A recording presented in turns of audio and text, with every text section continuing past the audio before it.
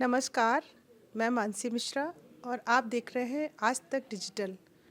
जैसा कि आप जानते हैं कि इन दिनों दिल्ली यूनिवर्सिटी, जो कि देश की टॉप यूनिवर्सिटी में शुमार है, कम से कम 71,000 सीटों के लिए यहाँ पर आवेदन आते हैं। ये आवेदन 6 लाख से ज़्यादा स्टूडेंट चाहते हैं कि वो डीयू में अपना एडमिशन लें। ये आंकड़ा बताता है कि डीयू किस तरह से स्टूडेंट्स की पहली चॉइस होता है। एक कलकत्ता से लेके कानपुर, कोच्चि, जम्मू कश्मीर, नॉर्थ ईस्ट, यहाँ तक कि विदेश से भी स्टूडेंट चाहते हैं कि वो डीयू के किसी टॉप कॉलेज के अपने पसंदीदा विषय को चुने और इस डीयू कैंपस का हिस्सा बने। लेकिन सवाल ये उठता है कई बार अभिभावकों के मन में और स्टूडेंट के मन में कि आखिर डीयू का एडमिशन प्रोसेस है क्या। सीयूईटी आने के बाद से ये सवाल थोड़ा सा और उलझ जाता है। अक्सर लोग पूछते हैं कि भाई डीयू में कैसे एडमिशन मिलेगा। तो इन तमाम सवालों के जवाब के लिए आज हमारे साथ हैं डीयू की dean admission professor Haneet Gandhi ma'am. Ma'am से जानते हैं कि आखिर डीयू में एक कॉमन स्टूडेंट किस तरह से डीयू में एडमिशन के लिए अप्रोच कर सकता है। मैम से सबसे पहला सवाल तो यही करते हैं। नमस्कार मानसी जी और सभी श्रोताओं को नमस्कार। देखिए, दिल्ली यूनिवर्सिटी का जो एडमिशन प्रोसेस जो अंडर ग्रेजुएट प्रोग्राम्स है, वो सभी एडमिशन्स जो हैं हमारे कॉमन यूनिवर्सिटी एंट्रेंस टेस्ट यानी सीयूईटी के माध्यम से होते हैं। तो सभी बच्चों के लिए सबसे पहले तो अनिवार्य है कि सीयूईटी जो अभी एनटीए ने लॉन्च किया है उसमें अपना फॉर्म भरें। अभी उसकी डेट चल रही है, उसमें अपना फॉर्म भरें और अपने सारे प्रोसेस को उसमें कंप्लीट करें जो भी इन्फॉर्मेशन उसमें मांगी है। इसके बाद जो मेन इम्पॉर्टेंट हो जाता है, सीयूईटी को ऑफ कोर्स आप एग्ज़ाम देंगे। एग्ज़ाम के बाद फिर प्रक्रिया शुरू होती है यूनिवर्सिटी में अप्लाई करने की। ये प्रोसेस हम तकरीबन जब सीयूईटी होने के बाद शुरू कर देते हैं। सारा प्रोसेस ऑनलाइन है। जैसे आपने कहा कि देश भर से लोग हमारे पास अप्लाई करना चाहते हैं, तो मैं आपको बता दूं कि सारा प्रोसेस बिल्कुल ऑनलाइन है। आपको दिल्ली आने की ज़रूरत भी नहीं है। आप घर बैठे अपना फॉर्म भरिए। ना ही आपको कोई दस्तावेज़ देने की ज़रूरत है फिज़िकली। जब तक आपका एडमिशन नहीं हो जाता तब तक सब कुछ सारी प्रक्रिया ऑनलाइन है। तो सबसे पहले बच्चे सीयूईटी देंगे। उसके बाद हमारा एक कॉमन सीट एलोकेशन सिस्टम है, जो हमारा एक प्लेटफॉर्म है जिसमें हम सभी कॉलेजेस के सभी कोर्सेज़ का एडमिशन्स करते हैं। तो जैसे आपने आंकड़े की बात की, अगर वही आंकड़ा मैं सबके साथ साझा करूं तो हमारे तकरीबन 71,000 यानी 71,000 सीटें हैं। हमारे पास तकरीबन 79 प्रोग्राम्स हैं जिनमें हम एडमिशन्स लेते हैं। उनमें से एक प्रोग्राम जो बीए प्रोग्राम है उसमें 184 फिर आगे कॉम्बिनेशंस बन जाते हैं। और ये जो पूरी प्रक्रिया है ये हमारी 68 कॉलेजेस में होती है। तो आप थोड़ा सा भी अगर मैथ्स लगाएंगे तो तकरीबन 1,500 के करीब हमारे पास कॉलेज और प्रोग्राम के कॉम्बिनेशंस हो जाते हैं।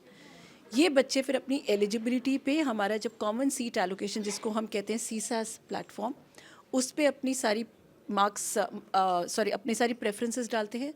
आपके मार्क्स वगैरह हम सीयूईटी से ही ले लेते हैं, ऑटो फेच कर लेते हैं और आपको अपनी प्रेफरेंसेस डालनी होती है और आपके रैंक के आधार पर हम एडमिशन्स कर देते हैं। मैम अक्सर स्टूडेंट जब प्रेफरेंसेस अपने डाल रहे होते हैं एग्ज़ाम के लिए, तो उसमें एक ये इशू आता है कि वो लोग, जैसे साइंस का है, अभी एनईपी में कहा गया है कि आप कोई भी सब्जेक्ट पढ़ सकते हैं। तो अब साइंस का स्टूडेंट है, उसे पढ़ना है हिस्ट्री या इकोनॉमिक्स ऑनर्स या डीयू के किसी टॉप कॉलेज में इकोनॉमिक्स ऑनर्स लेना चाह रहे हैं, तो उसको किस तरह से आप लोग, मतलब क्या ये गलत है उसका मानना, या कैसे वो भरे फॉर्म की उसको अपना सब्जेक्ट मिल जाए। ये सवाल बहुत बार आता है हमारे लिए।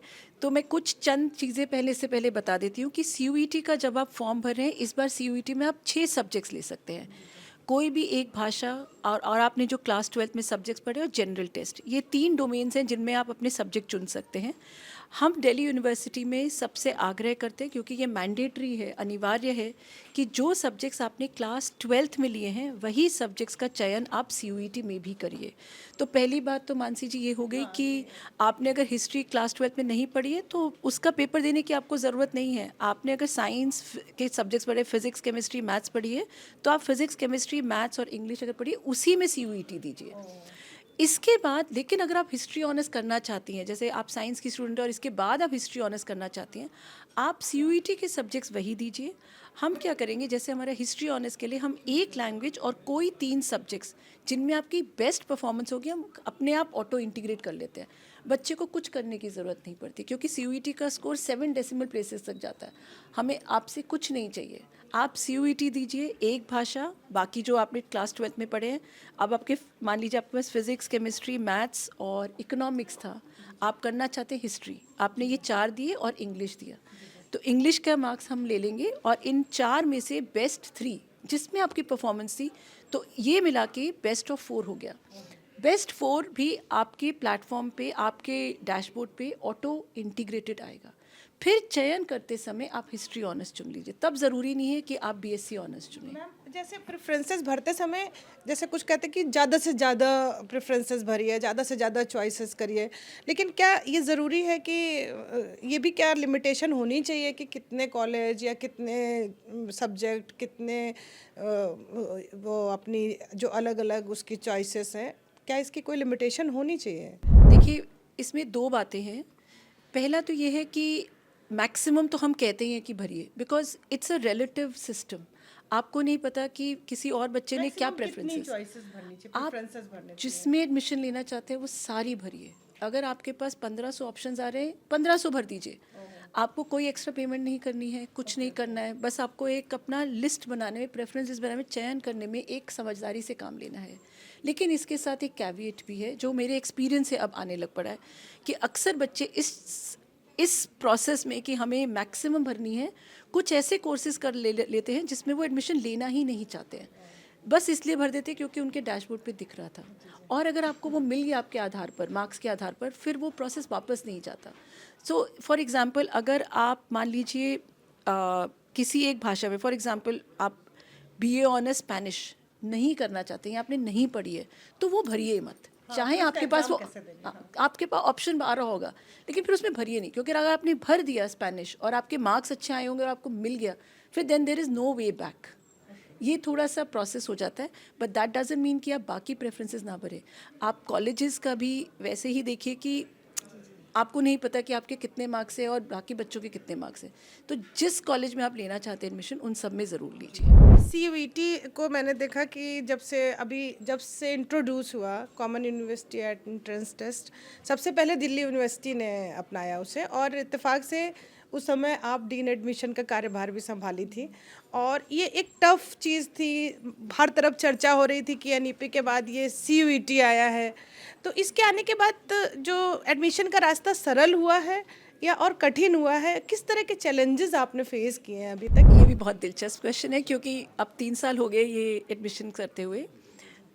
सबसे पहले तो जब हम मेरिट के बेसिस पे करते थे, या उससे भी पहले जब ऑफलाइन होता था, तो बच्चे कॉलेजेस में भागते थे, लाइनें लगती थी, फिजिकली जाते थे, और होता भी था जून में, तो गर्मी में जाते थे। CUET के आने से दो चीज़ें तो बहुत क्लियरली फ़ायदा हुआ। एक तो बच्चों को घर बैठ के ऑनलाइन ही करना पड़ा। दूसरा, हमारे कॉलेजेस में भी काम बहुत कम हो गया, बिकॉज आपके पास ऑटो अलॉटमेंट हो रहा है बच्चे की प्रेफरेंसेस से। और तीसरा ये कि बच्चों को कहीं जाना नहीं पड़ रहा।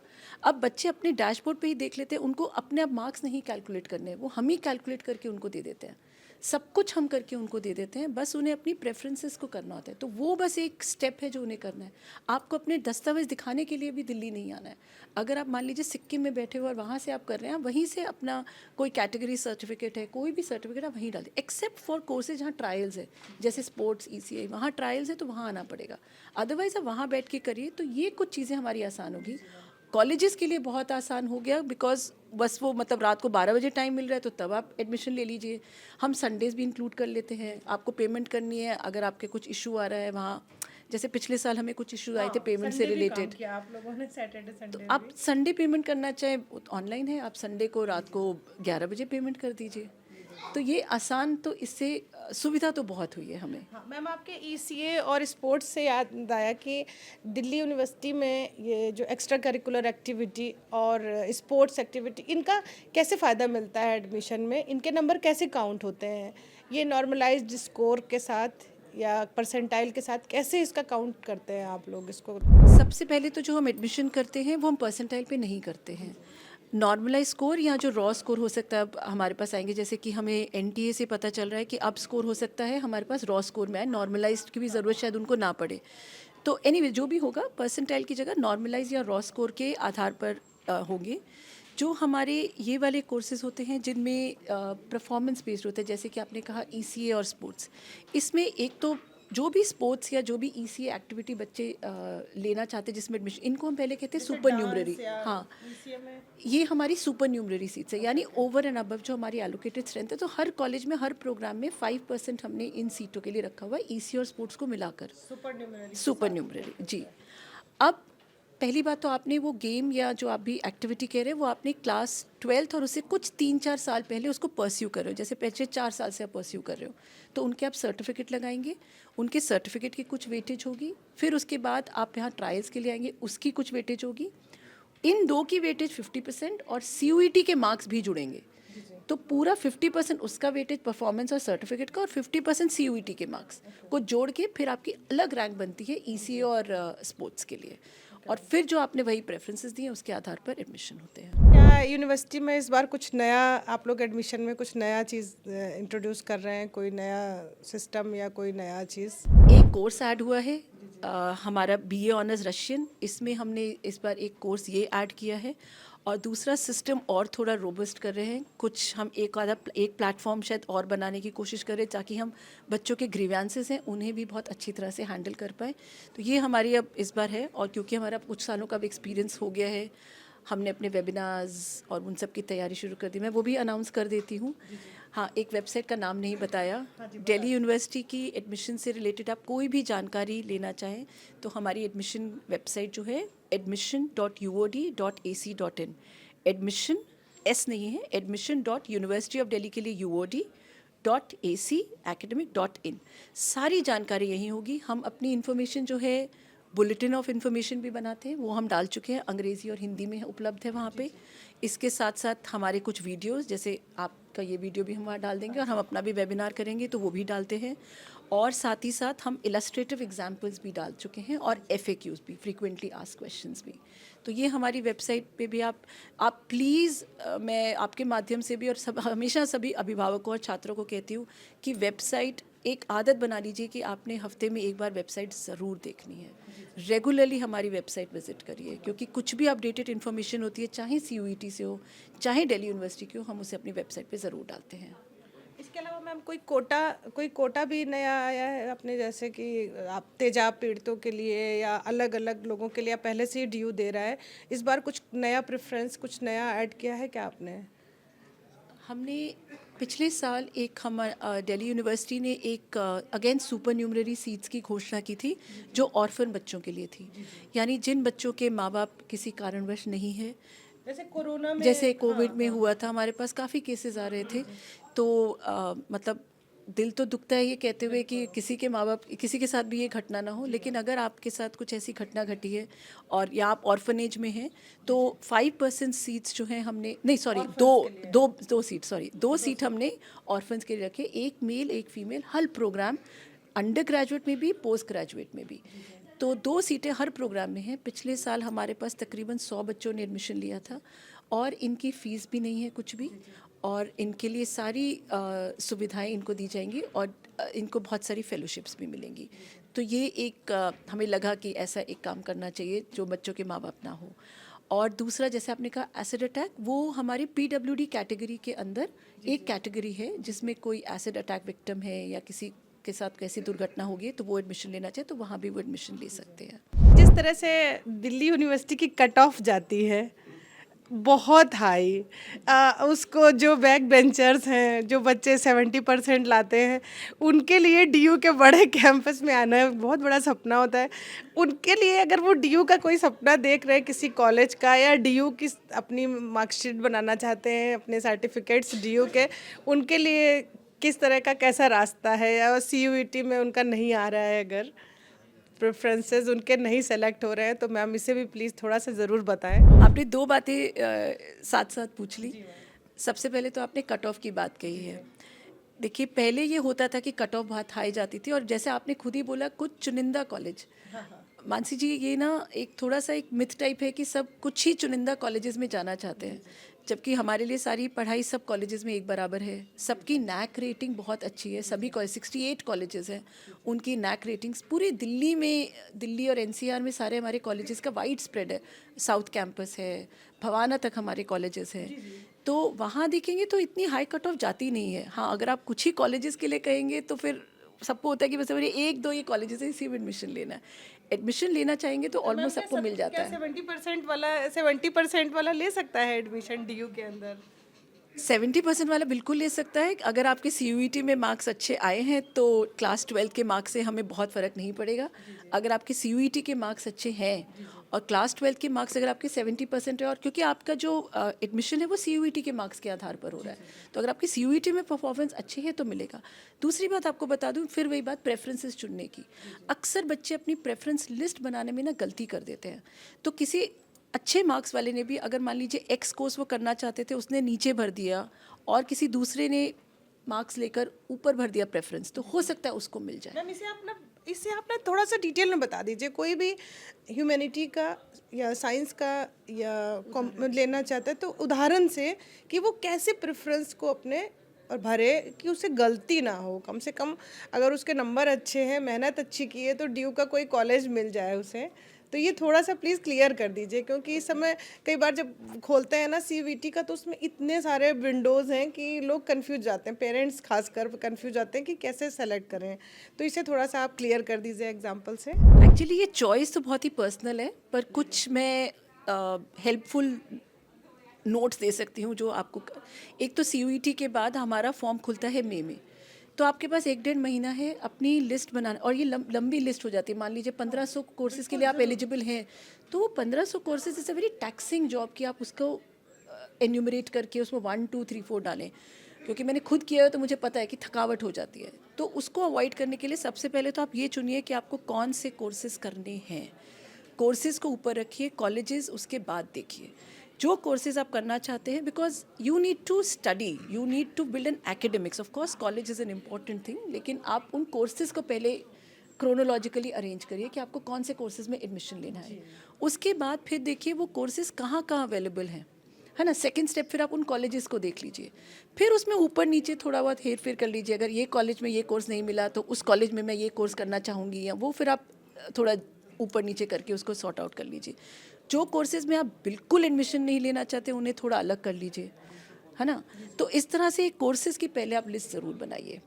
उसके बाद आप ये देखिए कि आप किस कॉलेज में जाके कंफर्टेबल फील करेंगे।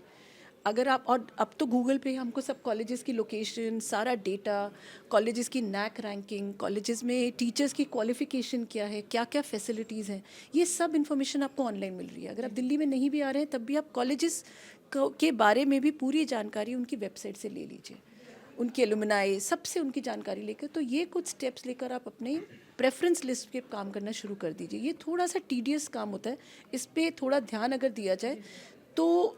पहले साल ऑफ कोर्स बच्चों को थोड़ी कन्फ्यूजन थी, मुझे नेक्स्ट ईयर मतलब लास्ट ईयर मुझे लगा कि जिन बच्चों को जहाँ मिलना चाहिए था और मार्क्स अच्छे थे उनको मिल गया। बस ये प्रेफरेंसेस का ही वो है कि आप अपनी प्रेफरेंसेस लेने के लिए इतने कॉम्बिनेशन में काम अभी से शुरू कर दीजिए। जब CVT का रिजल्ट आना शुरू होगा, जब आप कट ऑफ निकालेंगे, तो सीट को किस तरह से लॉक करना होगा, या आगे मुझे अलग प्रेफरेंसेस अपने देखने हैं, या मुझे कॉलेज चेंज करना है या सब्जेक्ट चेंज करना है, तो लॉक होने के बाद किस तरह से आप अगले चेंज कर सकते हैं, और कैसे कैंपस में आप स्टूडेंट परमानेंट बन सकते हैं, इसके लिए कि मतलब किस तरह से आपको CVT के बाद सीट को अपने चुनना है, ये थोड़ा आप बता दें। तो CUET के जैसे ही आपके मार्क्स आएंगे, जैसे मैंने आपको बताया, हम आपके वो ऑटो फेच कर लेंगे। आप अपने लॉगिन दोबारा करेंगे अपने प्लेटफॉर्म पे, अब अपनी प्रेफरेंसेस देना शुरू करेंगे। जब हमारे पास आपकी सबकी प्रेफरेंसेस आ जाती हैं, जिस दिन हम वो बंद करेंगे, सबसे प्रेफरेंसेस लेना बंद करेंगे जब, उसके बाद हम एक सिमुलेटेड रैंक लिस्ट निकालते हैं। उससे क्या होता है, एक आपको आइडिया लग जाता है कि मुझे जो मैंने प्रेफरेंस भरी थी मुझे क्या मिलने की उम्मीद है।